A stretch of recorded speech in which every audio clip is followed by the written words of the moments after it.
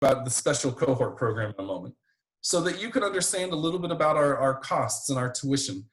Right now, our Board of Trustees is confirming the tuition for the coming year, but right now it is estimated that for an academic year, for the whole year, it'll be about 18,000 US dollars. So 17,754 is the amount right now. We have what is called banded tuition. This is a real benefit for students. Banded tuition means that you're going to pay one price for 12 to 18 credits. In our system, the typical class that you take will be 3 credits. So to be a full-time student, you need to take 4 classes. 4 classes is at 3 credits each is going to be 12 credits. So that's where a lot of students will start with 4 credits 4 classes, 3 credits each for a total of 12 credits. But for the same price, you can take up to 18 credits. So if you were going to take 6 classes at 3 credits each, you're going to have 18 credits and it's going to be the same price. This is a real advantage for our students, especially students who are going to have a lot of labs. You don't have to pay the extra cost for those labs because it fits within the 12 to 18 credit banded tuition, we call it. For living expenses, we estimate that for living, it will cost you about $16,000. You do not have to spend this much money, but it is our estimate. If you are going to live in an on or off campus apartment, you're going to have to buy school books. You will need to have health insurance. You will need to do your laundry and go to the movies and sometimes go out.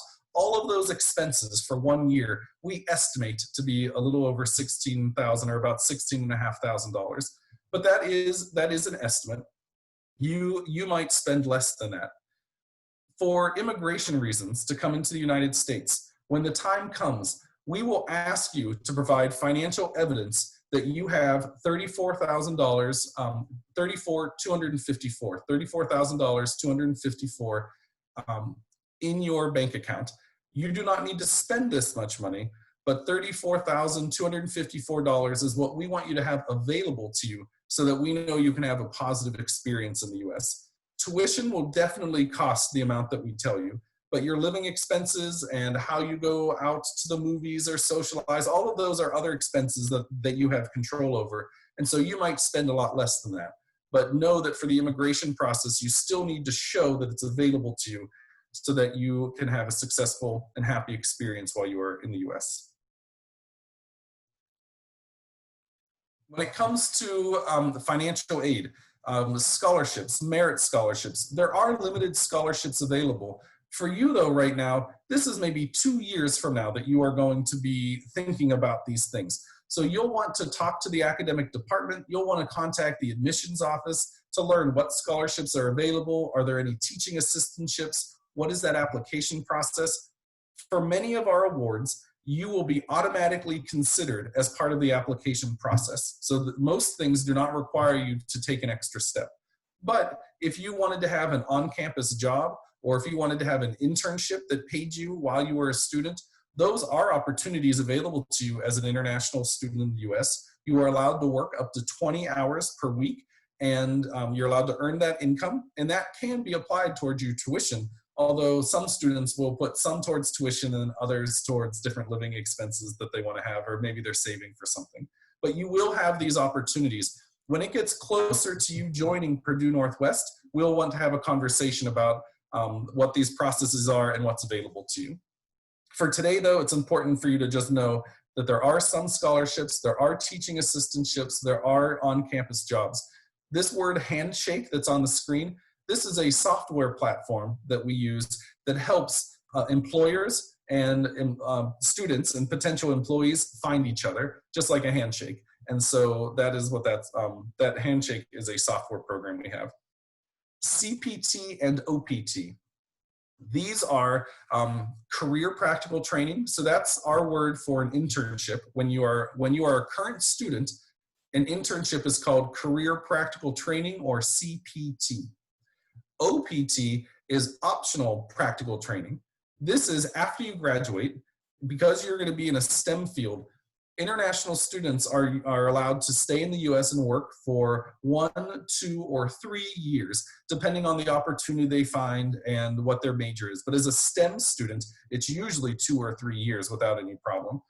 That is not a guaranteed opportunity, but it is very rare in my experience that it is denied. If there's an employer who wants to hire you, and our campus will help you find those employers and make those matches, in almost all cases, students are able to move forward with OPT. Right now at Purdue Northwest, I think we have just under 200 students who are alumni of Purdue Northwest, but who are working in the United States on OPT for their 2 to 3 year allowance. So it's a wonderful program, and we're excited to see it continue. Okay, so now we're going to talk a little bit about our cohort program between PNW and RMU. So again, thank you for your interest in this program. It provides an excellent opportunity for you to earn a bachelor's degree in computer science, half at your home university at Manav Rachna University, and then the other half with us at Purdue Northwest outside of Chicago in the United States. Next, I'm going to talk a little bit about those admission requirements for the program, the curriculum itself, and then we'll revisit tuition in a little bit more detail for you. So, for students, the admission process for students who are currently outside of the US. The first thing you need to do, I think many of you have done this already, is you have to gain admission to MRU, to Manav Rachna University, following their normal application process. And so you would talk with them about what it takes to be admitted, and I think many of you have already achieved that.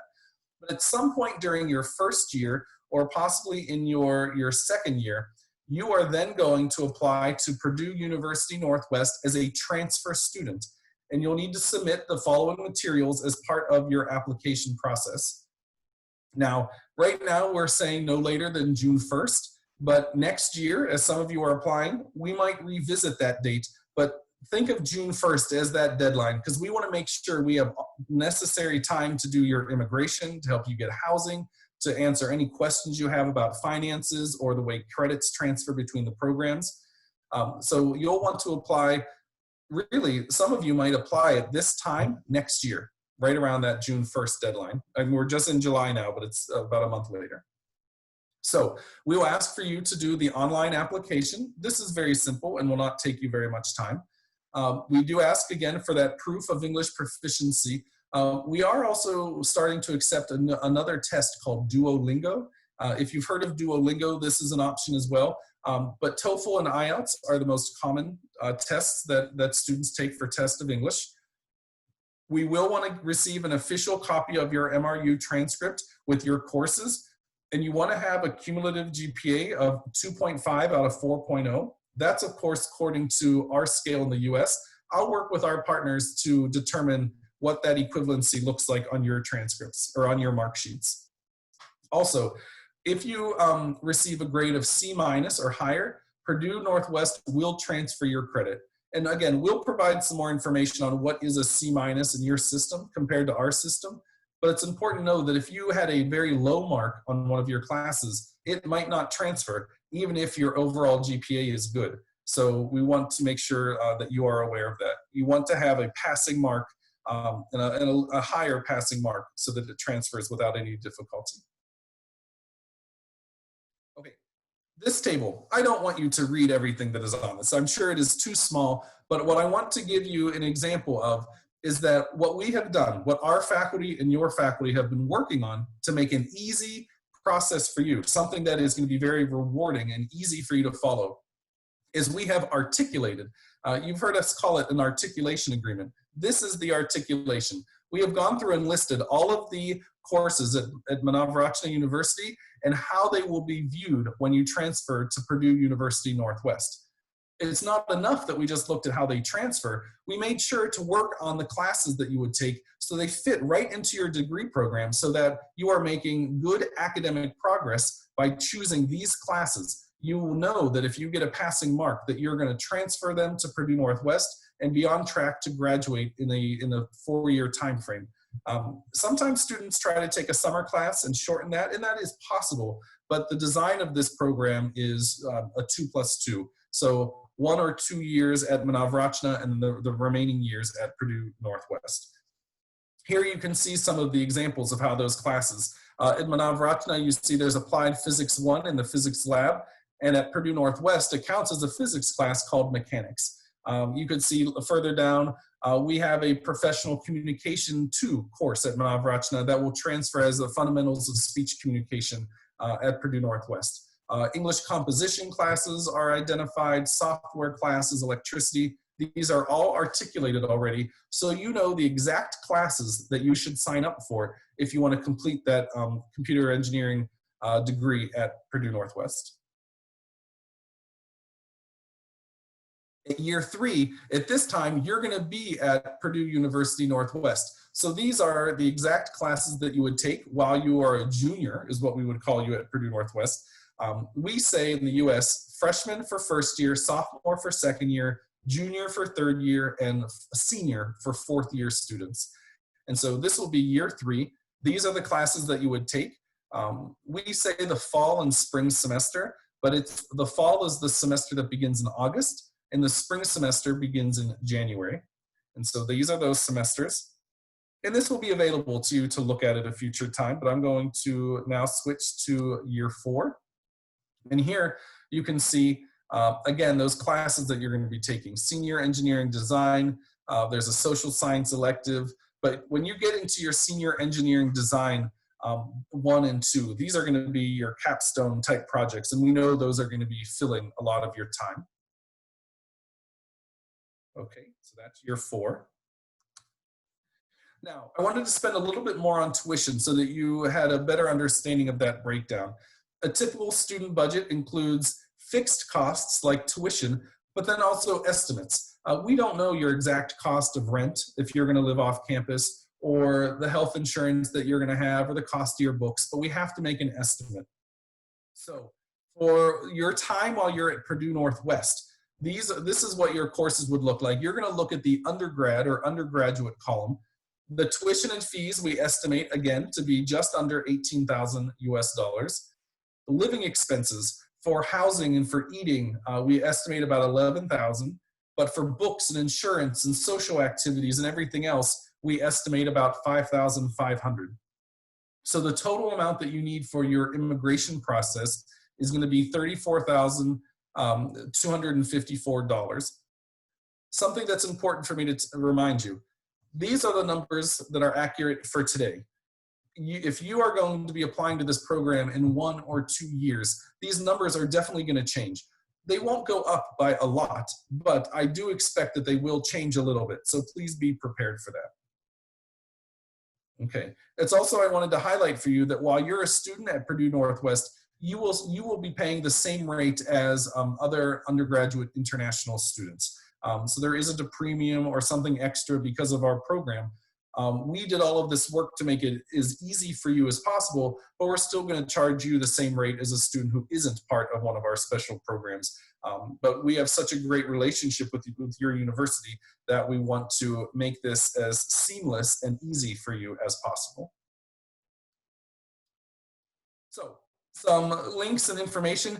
If you have questions, of course, you can reach out to your faculty and advisors at Manav Rachna University, but you can email us at I stands for international, so iadmissions@pnw.edu. You can also save these links. You will have this presentation on your campus. This is where you can take a campus tour. If you were to go on YouTube or many social media platforms, if you look for Purdue University Northwest, you can find our campus tour. You can find videos that we've designed and made for international students just to see all parts of campus. We also have letters that we've prepared for you to share with your parents that are a lot of words, but it is an introduction to the university so they can understand who we are, why we're a good fit for you. And then if they have questions, they can always reach out and talk to us as well. Okay, so we may go back and revisit some of the slides, but I want to invite my colleagues to now join the presentation and help me answer any questions that you have.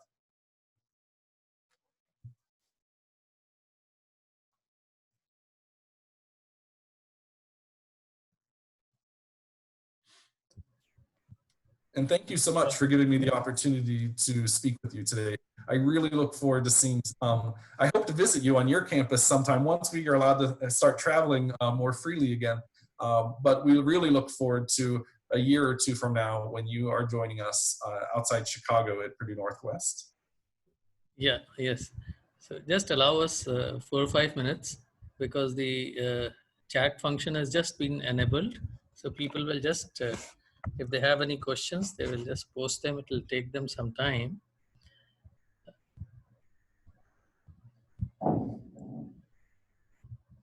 As of now, though I understand, Dr. George, the recent ruling which has been passed regarding the international students' visas and stay in USA, who are taking complete 100% online classes. Do you have any inputs or any ideas as to would that have any bearing on the articulation agreement between our two universities? No, I think, so for right now, we don't have any students in Manav Rachna at Purdue Northwest. So we won't have any challenges there. And right now at Purdue Northwest, we are offering 4 different varieties of classes. We will have face-to-face traditional classes. We will have 100% online classes. We will have a hybrid, and then there's also a category they're calling virtual, which is just different ways of using, for academia, we'll call it synchronous and asynchronous instruction, and there are times when everyone has to be together virtually versus times when an assignment is put on a discussion board and people do it there. But we have lots of different modes for students to take classes. We have enough online course offerings, as I understand it right now, that our international students who are currently at Purdue Northwest, I'm not anticipating any concern for them to feel like they need to return home or have any of these challenges, because we are going to continue offering in-person and hybrid instruction. As I understand those rules right now, and they are being interpreted many ways, but as long as a student has at least one class that involves an in-person element, they're allowed to stay in the US without any difficulty. And so if that is the case, we're not going to have any problem. There are some schools in the US who have already said that they are going to do all online in the fall semester. So for those universities, yes, they're going to be having to sort out some details. But for our agreement, I don't anticipate any problems. There also, we're approaching a time in the US where we have an election coming up. And when our next presidential election happens, that will also have a bearing on what these things look like moving forward. Doesn't matter what the outcome is. It will be, we'll either continue in this direction or maybe things will change. But I think that the question you asked, we'll want to have that discussion maybe in November or December after the election to see if there's anything we need to plan for. But still, it is a big relief to know that you are working on a hybrid model. So it doesn't affect students, especially from outside of USA in any manner, because well, and what I'm happy about, the faculty at Purdue University Northwest are very student-centered. They're student-focused. And even when that announcement was made yesterday, what I started receiving from our faculty members was a commitment to revisit their courses, to make sure there was a hybrid option, and they're looking at all of that to make sure that our international students can have the hybrid or in-person class they need so that they can maintain their status. But in our case, we have enough offerings already that I'm not anticipating much of a problem. We also have a safe return, we call it the Safe Return Task Force, and it's a group of leaders on campus who are working to make sure that our classrooms are, this is a weird word, so we're saying de-densified. So instead of having 30 students in a room, we're working out arrangements so that a classroom will either be a larger classroom with less students so everybody can have the space they need. There are steps being taken for hand sanitizer and different office cleanings, and everyone will need to wear a mask. But this is all okay. This is for the health and safety of our community. And at Purdue Northwest, I don't anticipate we're going to have many challenges because the community understands that we're there to help keep each other safe and happy. And we want to get to the classroom. We want to get back to the work that we're doing and enjoy our community. So I'm looking forward to the safe return to campus. It has already started. We're in phase 1 right now. So for myself, like today I'm in my house, but 3 days a week I am back on campus. And different offices are doing this based on our business need and based on the different people who need to visit campus. It's just being done in a very smart way. And I've always enjoyed working in higher education because, you know, we have all these faculty who are so smart, and usually they're dedicating their time to the students. But for this kind of program, we're able to use all that expertise to create this safe return task force. And I feel really good about what's happening at Purdue Northwest. Good to know that. In fact, to a very great extent, we are also following all these safety measures and formats, also working with 30% of our strength and rotating every third day or so. Yep. I just wanted you to provide some additional information to the participants about the options for scholarship. One could be a scholarship directly by your university, or there could be, your province or your other NGO scholarships which could be available to the Indian students. If you could throw some light on that, please. Well, we are entering a time where what is true today may not be fully accurate in a few months, because we're at a spot where we are getting our budgets from the state government. And some of those funds help feed or support some of the different scholarships that we have. So today, what is accurate for today is that we do have what is called the Chancellor's Merit Scholarship. This is an opportunity for international students within the academic departments. And brand new students are not always eligible for these. It's after one semester. If students have a strong GPA, often a 3.0 or higher, then they're eligible for scholarships from within their department. We also view teaching assistantships as part of a scholarship package. And so when a student is a teaching assistant, they will receive a stipend or a sum of money that sometimes it goes right towards tuition. Sometimes it is given to the student to make a decision about how they choose to spend it. We encourage them to put it towards tuition, but maybe they'll do something else. Those are the main programs that we have right now. But I will pay extra attention for opportunities that might be India specific. The way that I would do that, and I would encourage you to do this, I will reach out to the Embassy of India that is in Washington, D.C., because when a university reaches out to them and asks, where have other students had opportunities for scholarship, they're usually able to provide me a list that I can then forward to you to share with your students. Thank you. I asked. I was going to ask one other comment that I would say is I recognize there is a lot of value in just the idea of receiving a scholarship. That just feels good. It feels right. And I recognize and appreciate that. But something else that Purdue Northwest has that is important to acknowledge is that our cost of tuition is already very low compared to other universities. So sometimes one of our students will say to me, I received a scholarship of $1,000, but I had a friend who received a scholarship of $5,000. And if we look at the actual numbers, I'll say yes, but Purdue Northwest only, it costs under $20,000. It's, about $18,000 US, whereas that university cost $45,000 US.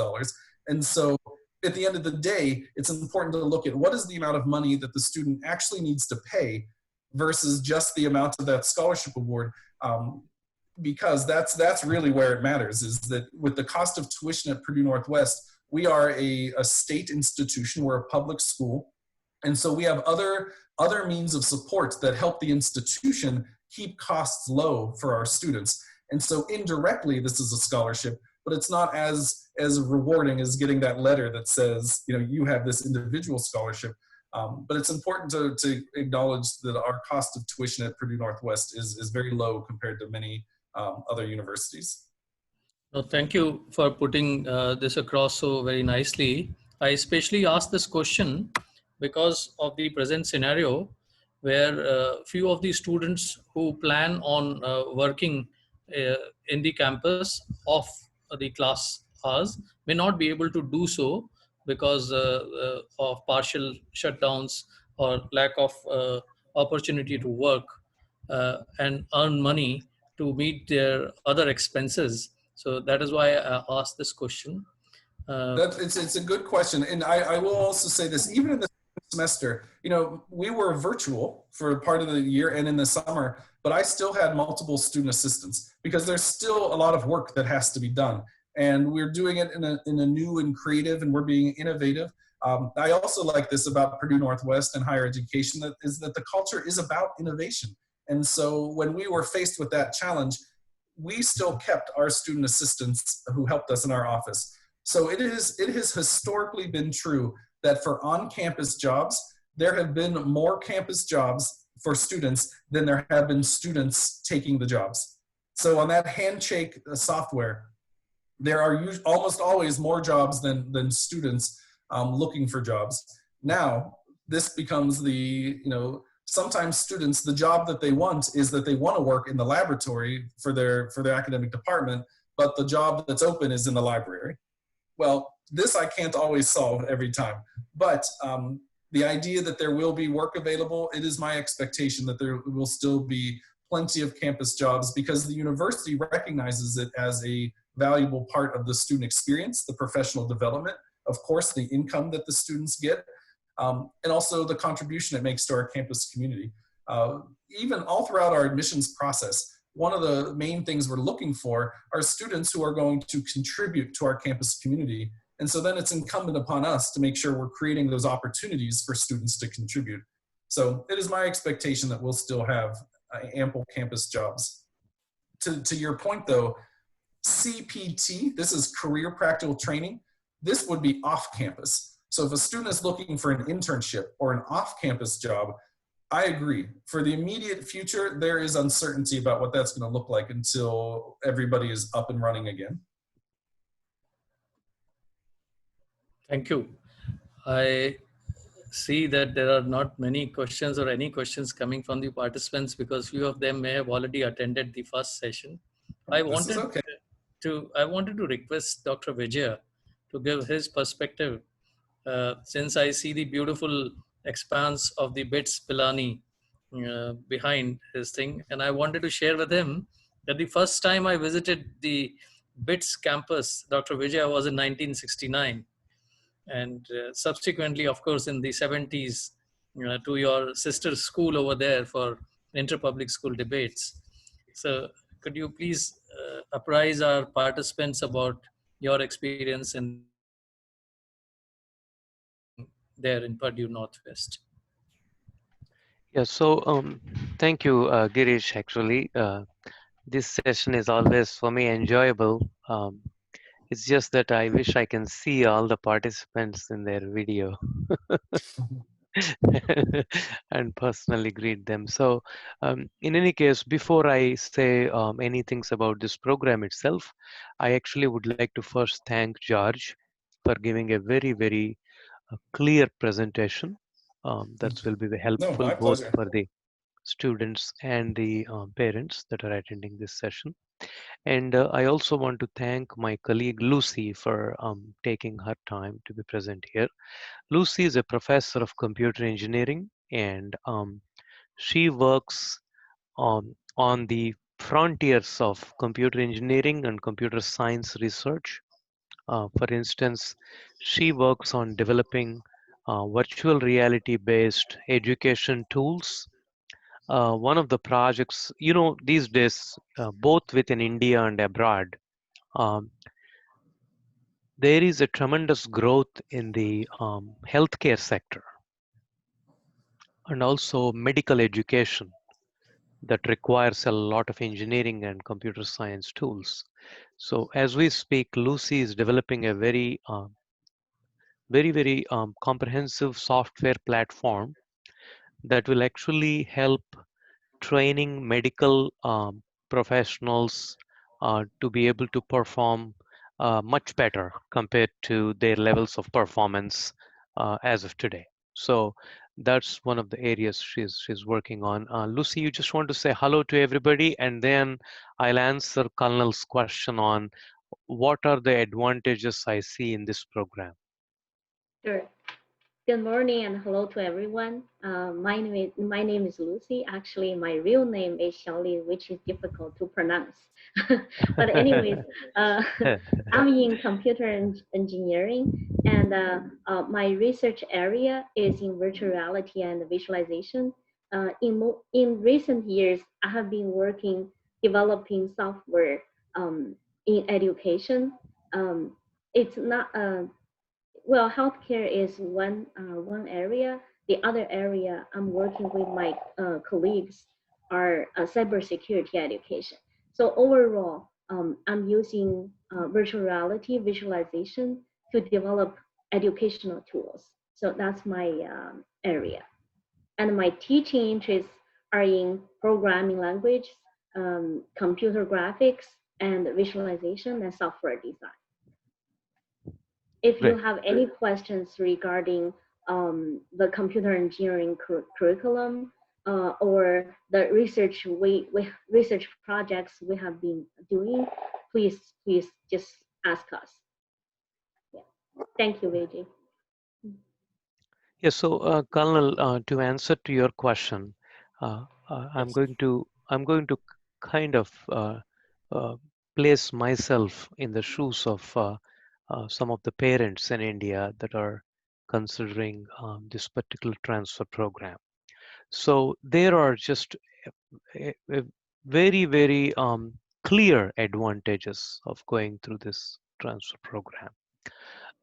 Number one is that basically in these COVID-19 times and uncertainties, um, it will be a very nice program where while the times are uncertain, the students can stay in India and take the first 2 years of their computer engineering curriculum at Manav Rachna. And then when things settle down and there is some calm and um, uh, everything is more well defined, then in their third and fourth years students can transfer to Purdue University. uh, Number two is that because Manav Rachna and Purdue Northwest have a very, very good working relationship, what we as a team will be doing is we will, in the first 2 years of the students' stay at Manav Rachna, the faculty from both the institutions will continue to talk to each other and prepare the students with all the theoretical fundamentals that they require to complete their degree at Purdue Northwest. So, in other words, the balance of the balance will be more tilted towards foundations and theory in the first 2 years. And we all know that Indian teachers are actually excellent at teaching theoretical aspects of any courses. And then when they come to Purdue Northwest, they're more well prepared to do some hands-on learning, like the projects Lucy was talking about. And I think there will be a very smooth transition because of this friendship that exists between the two institutions. From a cost point of view, we all understand that um, that by spending only 2 years of expense in a North American environment, on an average, people save over the 4 years in terms of getting a North American degree from a reputed university like Purdue Northwest. Um, the students also will have a very great experience in terms of the locations of both the universities. Um, Manav Rachna is located in a very, very beautiful area of Delhi. We know that the campus looks so beautiful. They will be able to be still in the Delhi metropolitan NCR area. Staying in a area such as Delhi already improves the students' communication skills and other things tremendously, rather than being in even a place like Pilani, which is really far from any city life. And then the advantage Purdue offers is now from all this Delhi NCR learning, when the students show up in Purdue Northwest, we are really located. We consider ourselves as part of Chicago because some of all my colleagues, including myself, we actually drive from Chicago to work every day. So uh, there will be one non-stop flight students and their parents have to take. That's from the Rajiv Gandhi, is it? No, that's the Indira Gandhi International Airport, right? Rajiv Gandhi is in Hyderabad. IGI, Yeah. IGI. Indira. So Indira Gandhi Airport, and then they directly land. It's a non-stop flight that brings them to Chicago, and we can always help with the commute. One little thing that I might slightly modify. See, George has to present his numbers theoretically, and I'm going to. I can always add my practical modification to it. Uh, because nobody can hold me for that saying this is that generally I think the total cost will be definitely slightly less than the total projection by George, because I mean I'm a person of Indian origin myself, and I know the spending habits of Indian or any developing country students. So overall, I think this is a very great opportunity for students. It's a very great opportunity for parents. And one thing that I would like to highlight is that if at the end of the 2 years program at Manav Rachna, so there are two aspects of this. Number one, if after completing 1 year at Manav Rachna, if these students want to decide to come early to Purdue, we will help them. I know Colonel will help them, and we will also help them. At the other end of the spectrum, if a student finishes their second year at Manav Rachna and due to some family reasons decide to complete their third year at Manav Rachna, then I think we can still bring them to Purdue under a modified scheme of 4+1 program or something like that. So there are some flexibilities that also are possible within this framework, right? Details will depend upon the case by case student basis. So I think with this, I will just wait for any questions. But otherwise, I feel that this is indeed a very great opportunity for students trying to obtain North American degree. Thank you, Dr. Vijay, for again providing so much of information.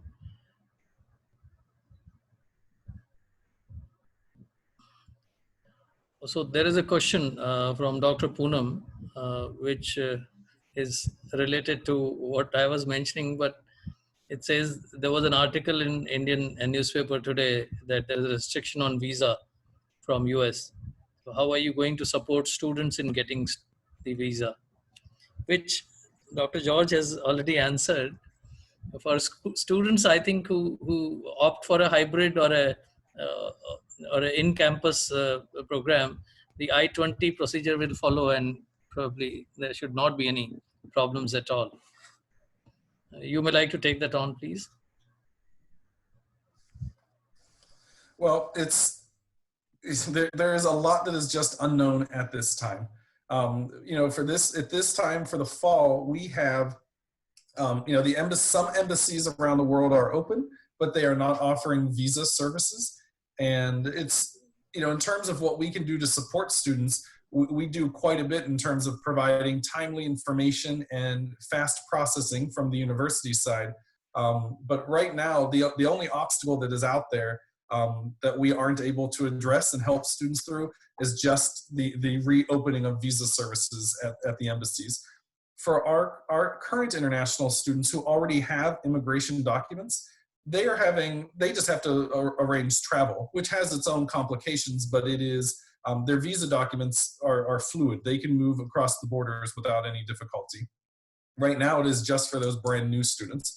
And again, what our office does is within 5 business days of a student being admitted to Purdue Northwest, we are reaching out to students to collect the copies of passports, to collect financial documents that we need so that we can issue what we call the Form I-20.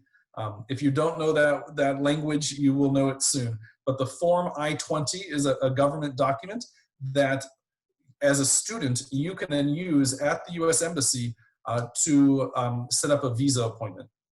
Then with that information, you can go for your appointment. We will do some counseling with you about how to approach that visa appointment. We offer some frequently asked questions and some tips for how to do that program. What our experience is that for students coming to Purdue Northwest, I've been here for several years, and really in my career, I've had very few students who did not ever get their visa.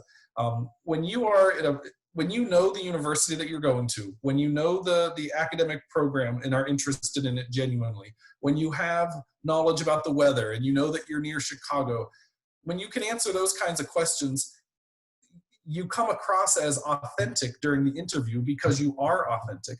And so really I don't anticipate any students having difficulty with this kind of program.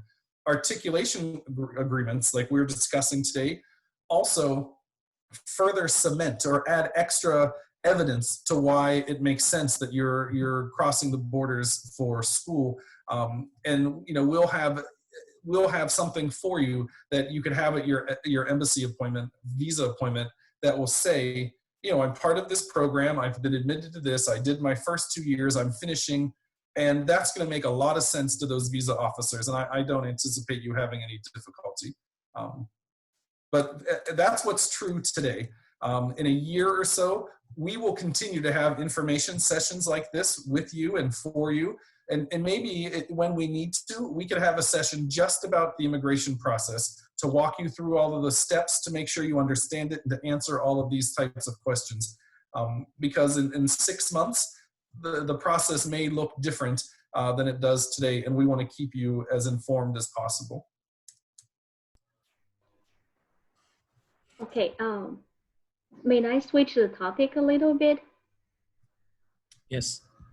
Okay, well, Dr. Vijay and George can introduce our campus from overall perspective, and Dr. Vijay can introduce our program from department head's perspective. I just want to add a couple of comments as a faculty. So when George was asked about the scholarship and so forth, I just want to add one comment on that. As a faculty, from time to time, of course it's not guaranteed, but from time to time, we receive grants, either from industry, from government, or even internal grants.